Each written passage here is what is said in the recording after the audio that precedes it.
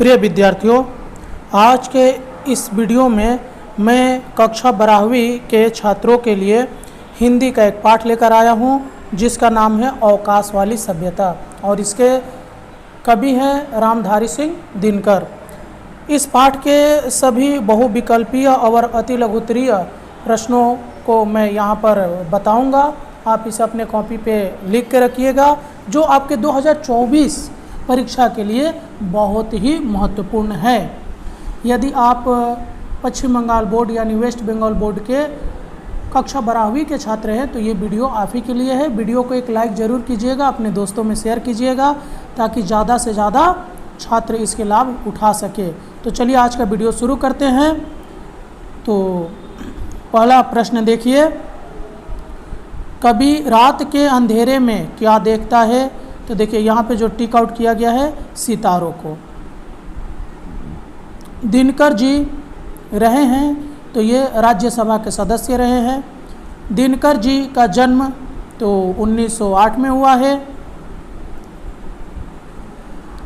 दिनकर की मूलतः एक कवि हैं। संस्कृति के 4 अध्याय के रचनाकार कौन हैं? तो दिनकर जी हैं। सितारों की रोशनी जाती है तो भविष्य तक भारत रहेगा, यह खबर कवि को मिलती है तो अनागत से जो ज्योति दुनिया में बुझ जा रही है वह भारत के दाहिने करतल पर जलेगी। साबरमती संबंधित है तो महात्मा गांधी से। पांडिचेरी किसका साधना स्थली है? तो ऋषि अरविंद की। यह धरती किससे थकी हुई है? तो यंत्रों से। दक्षिणेश्वर किसकी साधना स्थली है? तो रामकृष्ण परमहंस का। साबरमती, पांडिचेरी, तिरुवन्नमलई और दक्षिणेश्वर होंगे तो मानवता के आगामी मूल्य पीठ। साबरमती, पांडिचेरी, तिरुवन्नमलई और दक्षिणेश्वर से क्या जाएगी? तो शीतलता की धारा। अब कौन थकने लगी है? तो रेगिस्तान में दौड़ती हुई संततियाँ। पीपल की छाया किसका प्रतीक है? तो शांति और अहिंसा का। महात्मा बुद्ध को कहाँ ज्ञान की प्राप्ति हुई थी? तो गया में पीपल वृक्ष के नीचे। आदमी किससे ग्रस्त है? तो आदमी अत्यधिक सुखों के लोभ से। मनुष्य को क्या मारेगा? तो अत्यधिक सुखों का लोभ। मनुष्य किससे हारेगा? तो मनुष्य अपने आविष्कार से ही हारेगा। गांधी जी क्या कहते हैं? अवकाश बुरा है। अवकाश का मतलब होता है छुट्टी लेना, काम वाम नहीं करना, चुपचाप बैठे रहना, यानी उसी को अवकाश बोला जाता है। काम से छुट्टी लेने को अवकाश कहा जाता है। किसने कहा था कि अवकाश बुरा है? तो गांधी जी ने। अवकाश बुरा है क्योंकि वह आदमी को निष्क्रिय बना देता है। गांधी जी ने क्या कहा है? तो आदमी को हर समय काम में लगाए रखो। आदमी की आत्मा कहाँ ऊँघने लगती है? तो अवकाश बढ़ जाने से। गांधी जी के अनुसार उचित है आदमी को करधे पर लगाए रखो। करधा किस उद्योग से संबंधित है? तो वस्त्र उद्योग से। करधा किसका प्रतीक है? तो श्रम का। कवि के अनुसार अब आने वाली अवकाश वाली सभ्यता है। माने अवकाश माने सिर्फ आपको काम से छुट्टी ही मिलेगा, आपके पास काम ही नहीं रहेगा, सिर्फ छुट्टी चलेगा, काम के लिए आप तरसोगे। अवकाश वाली सभ्यता में क्या होगा? तो देखिए यहाँ पे पूरा लिख दिया है कि आदमी खाएगा पिएगा मस्त रहेगा। अवकाश वाली सभ्यता के कारण क्या होगा? तो मनुष्य को किसी चीज़ का अभाव नहीं होगा। अवकाश वाली सभ्यता में किसका अभाव होगा? तो काम का अभाव होगा। अवकाश वाली सभ्यता में मनुष्य क्या भोगेगा? तो सुख भोगेगा। अवकाश वाली सभ्यता में मनुष्य का क्या होगा? तो वह अवकाश से त्रस्त रहेगा, माने इतना उसको छुट्टियाँ मिलेगी काम से कि वो परेशान रहेगा। अवकाश वाली सभ्यता से त्रस्त दुनिया किस निश्चय पर पहुँचेगी? तो सारा भार विज्ञान पर डालना बुरा है। अवकाश वाली सभ्यता क्यों विकसित है? तो मशीनों के अंधाधुंध प्रयोग से। अवकाश वाली सभ्यता का जिम्मेवार है तो यांत्रिक सभ्यता का विस्तार।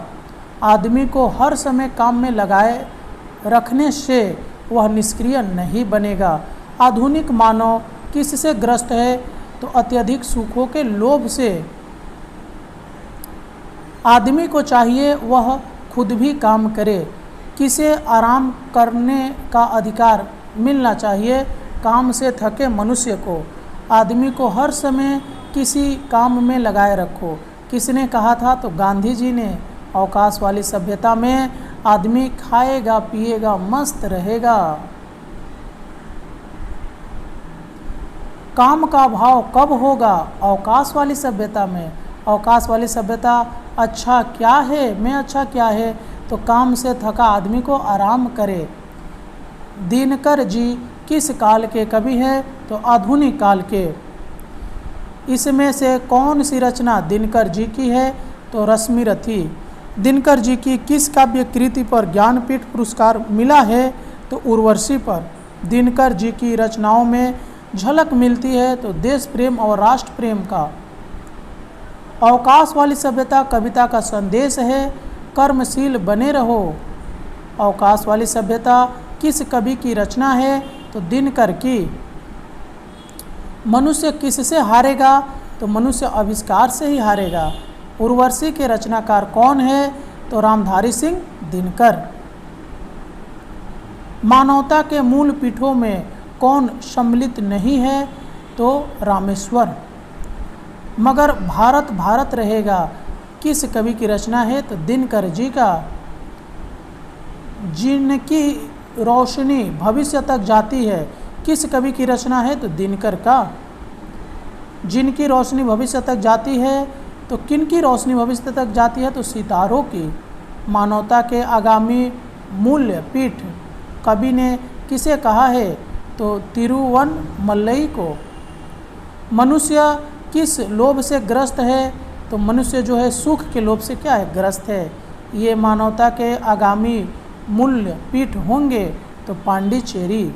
जो 4 नाम दिया उसमें से पांडिचेरी, और भी तो नाम है, दक्षिणेश्वर है। ठीक है। अब देखिए अति लघुत्तरीय प्रश्न को देख लेते हैं। कॉपी पे नोट डाउन करिए। वीडियो को अभी लाइक कर दीजिए, दोस्तों में शेयर कर दीजिए। पहली बार चैनल पर विजिट कर रहे हैं तो हमारे चैनल को सब्सक्राइब करके रखिए।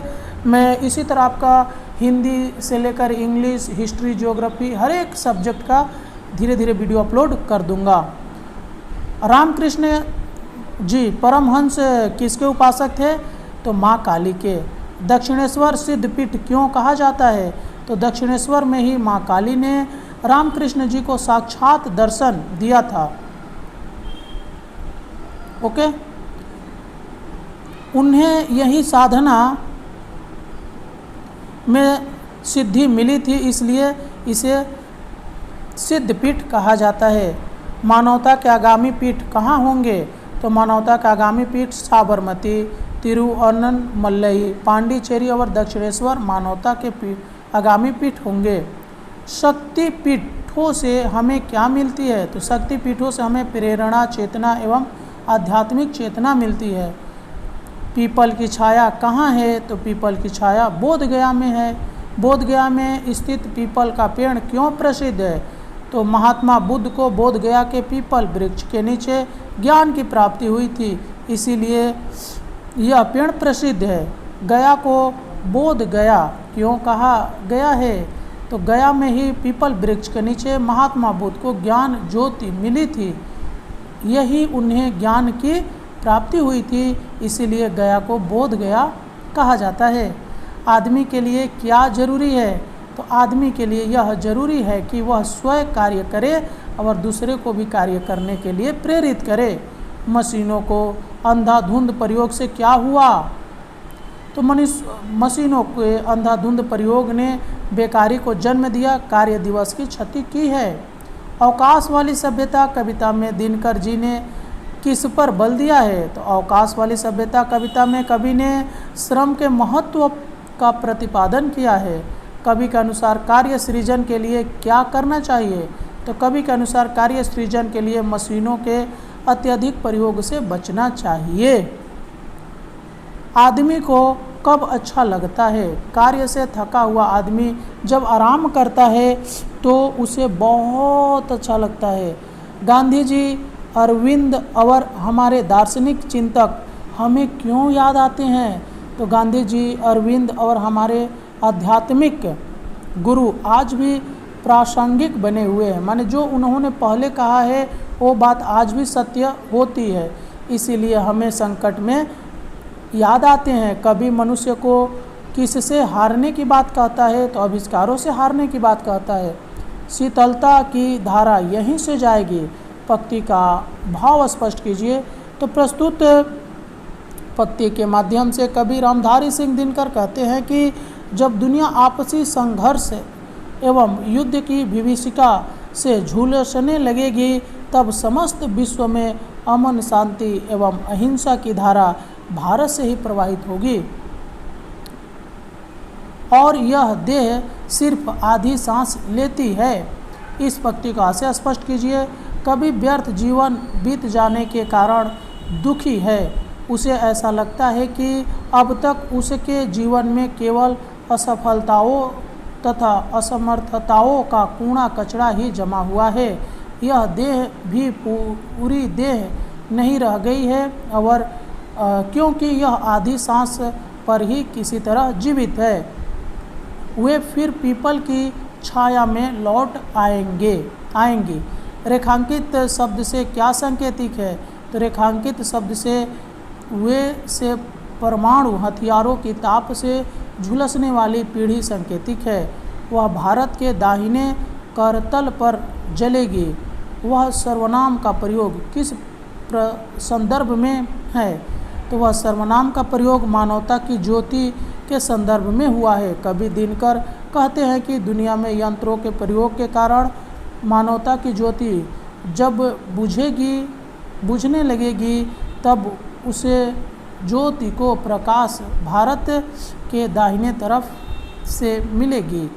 मनुष्य किससे हारेगा? तो मनुष्य अपने आविष्कार से हारेगा। अवकाश वाली सभ्यता में मनुष्य को किस चीज़ का अभाव होगा?